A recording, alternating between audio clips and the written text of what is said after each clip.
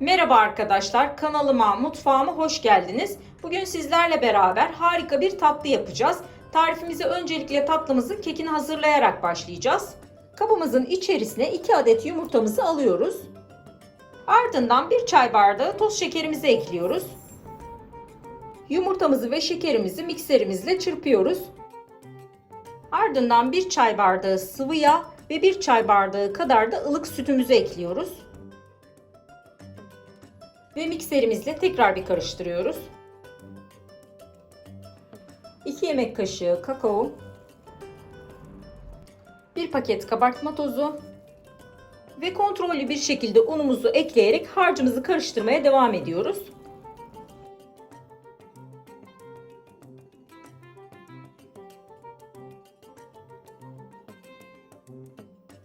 Tart kalıbımızı oda sıcaklığında yumuşamış tereyağı ile bolca yağladık. Şimdi hazırlamış olduğumuz kek harcını kalıbımıza dökelim.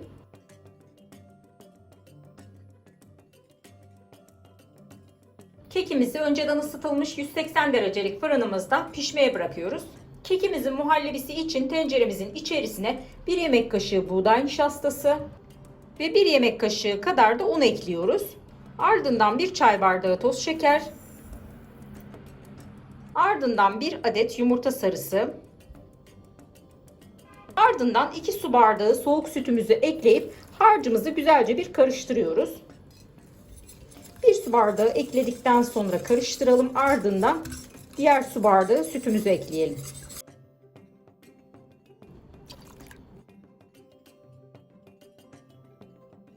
Şimdi muhallebimizi ocağımıza alalım. Kısık ateşte sürekli karıştırarak koyulaşıncaya kadar pişirelim. Evet, muhallebimiz pişti. Şimdi muhallebimiz sıcakken 1 paket vanilya ve 1 tatlı kaşığı kadar da tereyağı ilave edip muhallebimizi güzelce bir karıştırıyoruz. Muhallebimizi tereyağımız tamamen eriyinceye kadar karıştırmaya devam ediyoruz. Şimdi muhallebimizi kenara kaldırıyoruz. Üzeri kabuk bağlamaması için arada bir karıştırarak hafifçe bir ılımasını sağlıyoruz.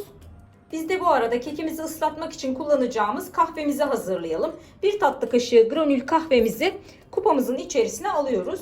1 tatlı kaşığı toz şeker ekliyoruz. Arkadaşlar, isterseniz granül kahve yerine 3'ü bir arada da kullanabilirsiniz. O zaman toz şeker kullanmanıza gerek yok. Kahvemizin üzerine yarım su bardağı sıcak su ekliyoruz.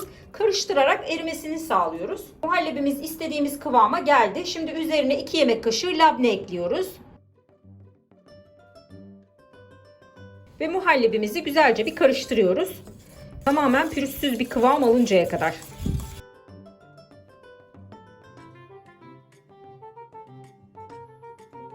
Evet, muhallebimiz tam istediğimiz kıvama geldi. Şimdi kekimizle buluşturalım. Kekimiz pişti ve tamamen soğudu. Şimdi kalıbımızdan çıkaralım. Kekimizi hazırlamış olduğumuz kahvemizle ıslatalım.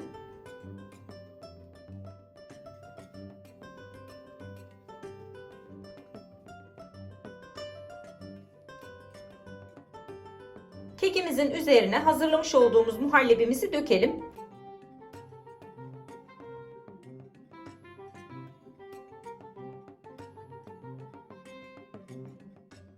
Şimdi tatlımızın üzerine kakao ile kaplayalım.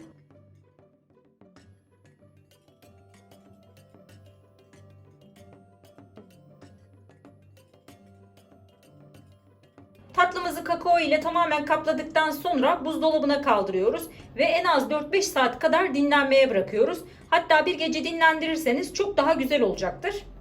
Tatlımızı buzdolabında tam bir gece dinlendirdik. Şimdi dilimleyelim, kıvamına ve dokusuna bakalım.